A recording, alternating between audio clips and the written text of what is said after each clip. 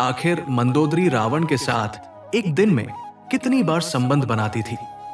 रावण मंदोदरी के साथ संबंध बनाने के लिए इतना ज्यादा उतावला हो जाता था कि मंदोदरी थक जाती थी। क्या मंदोदरी वास्तव में बाली की पत्नी थी? क्या रावण ने छल से उसका हरण किया था? नमस्कार मित्रों, जय श्री राम, हर हर महादेव। स्वागत है मेरे YouTube चैनल हिंदी कहानी में। मित्रों, आज हम आपके लिए एक ऐसा रोचक प्रसंग लेकर आए हैं जो सनातन धर्म की गहराइयों में छिपा हुआ था। मंदोदरी जो भगवान शिव की बड़ी भक्त थी, क्या वो सिर्फ रावण की पत्नी थी या उसकी जिंदगी में कोई और सच दफन था? मंदोदरी जो कभी बाली की पत्नी थी, आखिर रावण ने उसे कैसे हासिल किया? शक्ति से, छल से या किसी गहरे षड्यंत्र से? क्या मंदोदरी ने रावण को सचमुच अपनाया था या ये सब एक मजबूरी की कहानी थी? मित्रों, आज हम रावण, बाली और मंदोदरी के बीच की उस अनोखी जंग का खुलासा करेंगे जो शायद ही आपने पहले कभी नहीं सुनी होगी। तो वीडियो को अंत तक जरूर देखिए, क्योंकि इसमें ऐसे रहस्य हैं जो आपको चौंका देंगे।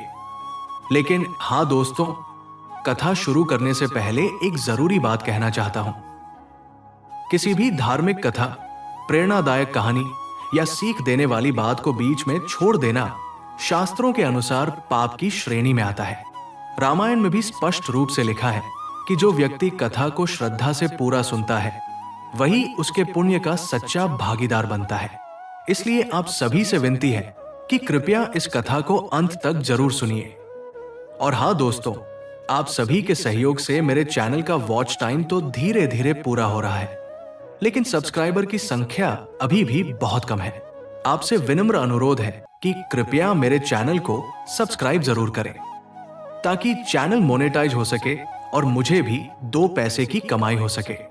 उसी कमाई से मैं और भी सुंदर और प्रेरणादायक कथाएं आप सभी के लिए ला सकूं। तो चलिए अब बिना देर किए आज की अद्भुत और रहस्यमयी कथा को शुरू करते हैं। कहानी शुरू होती है उस दौर से जब तीनों लोकों में 2 योद्धाओं का डंका बजता था।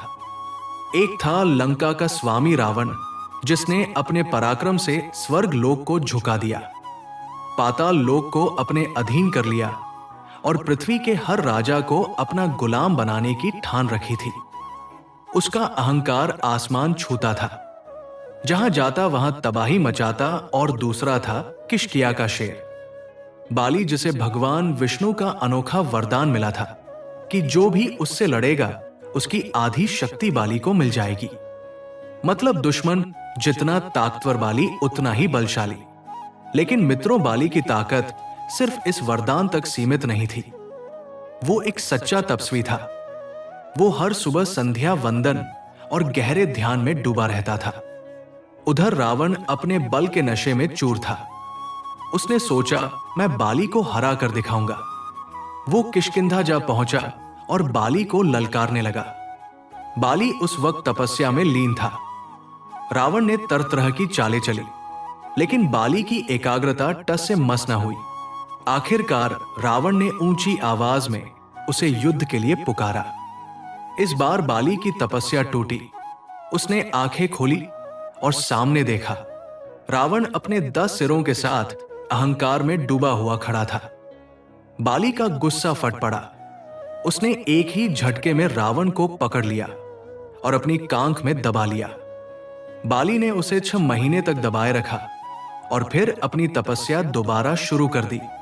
6 महीने बाद जब तपस्या पूरी हुई, बाली ने रावण को आजाद किया। रावण ने कहा, है महाबली, मैं तुम्हारी ताकत को मानता हूं। मैं हारा हुआ हूं। मैं तुमसे मित्रता चाहता हूं। बाली हंसा और बोला, तुम हार मान रहे हो, लेकिन तुम्हारे दिल में छल अभी भी जिंदा है। रावण ने बैर ना करने का वादा किया, लेकिन उसके मन में एक आग सुलग रही थी, अपमान का बदला लेने की आग। समय बीता, बाली अपने भाई सुग्रीव को राज्य सौंपकर फिर तपस्या के लिए चला गया। यही वो मौका था जिसका रावण को इंतजार था। उसने ऋषि का भेष धारण किया और किष्किंधा में घुस गया। बाली का सख्त नियम था, कोई ऋषि आए तो उसकी पूरी सेवा करो। मंदोदरी और उसकी देवरानी तारा ने उस ऋषि का स्वागत किया, आसन दिया, जल अर्पित किया, भोजन का आग्रह किया। लेकिन उन्हें क्या पता था कि यह कोई साधु नहीं बल्कि लंकापति रावण था। जैसे ही मौका मिला, रावण ने अपनी असलियत दिखाई। उसने मंदोदरी और तारा को बलपूर्वक पकड़ लिया और अपने पुष्पक विमान में डालकर लंका की ओर उड़ चला। विमान में मंदोदरी समझ गई कि अब बचना नामुमकिन है, लेकिन वो सिर्फ खूबसूरत नहीं बल्कि बेहद चतुर भी थी। उसने रावण को ललकारा, हे राक्षस राज, तुम इतने पराक्रमी हो तो ये कायरता क्यों?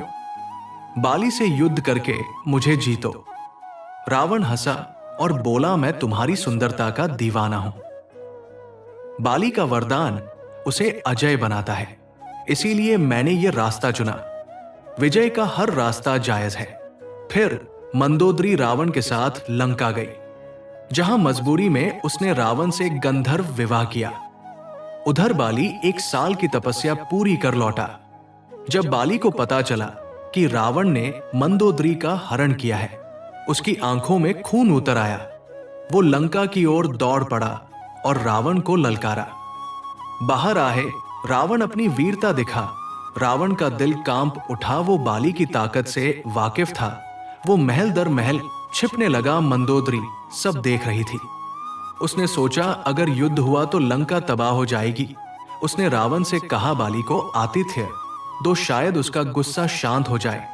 रावण ने बाली को भोजन के लिए बुलाया। बाली अपनी शक्ति पर भरोसा कर महल पहुंचा। रावण ने मंदोदरी के पीछे छिपकर कहा, है महाबली, मैं तुम्हारी रानी लौटा दूंगा, मेरा आतिथ्य स्वीकार करो। बाली ने मंदोदरी को देखा। उसकी आंखों में क्रोध था, लेकिन मंदोदरी ने हाथ जोड़े। बाली भोजन के लिए बैठा। रावण ने चाल चली और अपना झूठा ग्रास बाली की थाली में डाल दिया। बाली का गुस्सा भड़क उठा। उसने ऐसी गर्जना की कि लंका कांप गई। 702 राक्षसियों के गर्भ गिर गए। हाहाकार मच गया। रावण डर से मंदोदरी के पीछे छिप गया। मंदोदरी ने बाली से विनती की, हे महाबली, मैं अब आपके योग्य नहीं रही। रावण ने मेरे साथ जो किया उससे मैं आपकी पत्नी नहीं रह सकती। बाली का क्रोध शोक में बदल गया। मंदोदरी बोली, युद्ध से लंका नष्ट हो जाएगी, निर्दोषों का खून न बहाइए। बाली ने मंदोदरी की आंखों में प्रार्थना देखी। वो बोला, रावण किष्किंधा की ओर देखा तो यमलोक पहुंचा दूंगा। बाली ने रावण को जीवन दान दिया और लौट गया। रावण अब बाली से डरने लगा। मंदोदरी ने एक पुत्र को जन्म दिया।